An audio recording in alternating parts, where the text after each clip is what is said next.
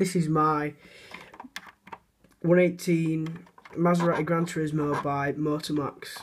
Right, this is going to be a standard review, and we're just going to start off at the front of this diecast. Straight away you'll be able to see these really big panel gaps on the metalwork, which is a big shame, but it's what you expect from one of these lower end models such as MoterMax. And there's another one there and another one on the other side. But then straight away you can definitely see this grille is a rewarding sign of this front end of the Maserati Gran Turismo. And at first, well, from first glance you can't even tell it's a plastic grille, but it does look overall very well done by MoterMax. Now, for a lower end model you're expected to pay about £30 here in the UK, and that's exactly what this was. And I think in America the equivalent's to about $45. So it's quite a bit to pay for what it's worth, and a Maisto would be 10 times of a better option, but I don't think Maisto actually make a Maserati Gran Turismo, so there you go. You'd have to go for this if you're looking for one, or go for a higher expensive model. Then in the front lights here you can definitely not see a pin, which is a good sign and just makes the front end look more and more realistic. The front light down here, you can definitely see the pin, where the pin is holding the light in place, which is a shame, but because it's so small you probably won't see it anyway. Right, to the back.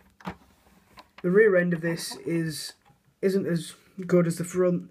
There's a big panel gap down the side of the back bumper here, and you can see straight away these two big black spots in the rear light, which is where the pin is holding this into place. And on the actual rear light here that goes around the side, you cannot see that at all, which is good, and it's similar to the front, which is a shame, and it lets it down by doing this. And the boot light doesn't actually fully fit within the light, and it doesn't look as it should, but still, sort of the back bumper wise, it does look very well, and the exhausts are chromed very nicely.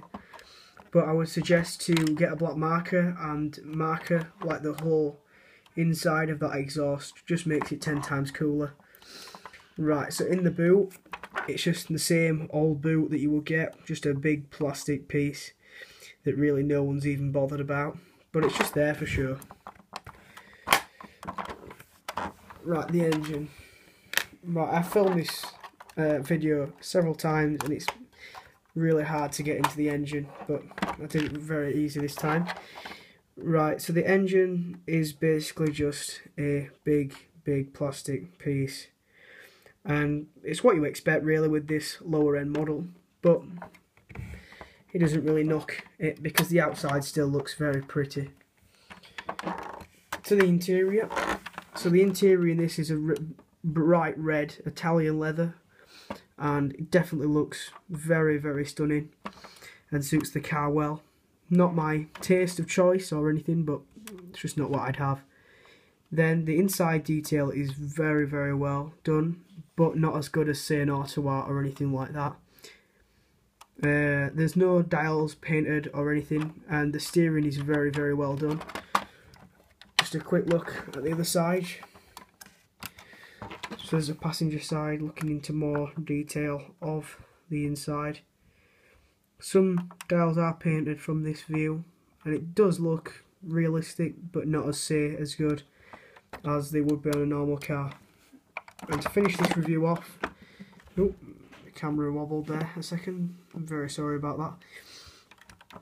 And from the second side glance here, you've got red brake calipers in the sides, and as you drive along, the brake discs and the calipers do not move with it, but overall it's a very nice model and worth the £30 or $45 in US dollars.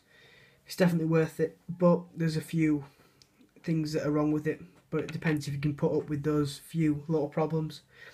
Thank you for watching, please subscribe.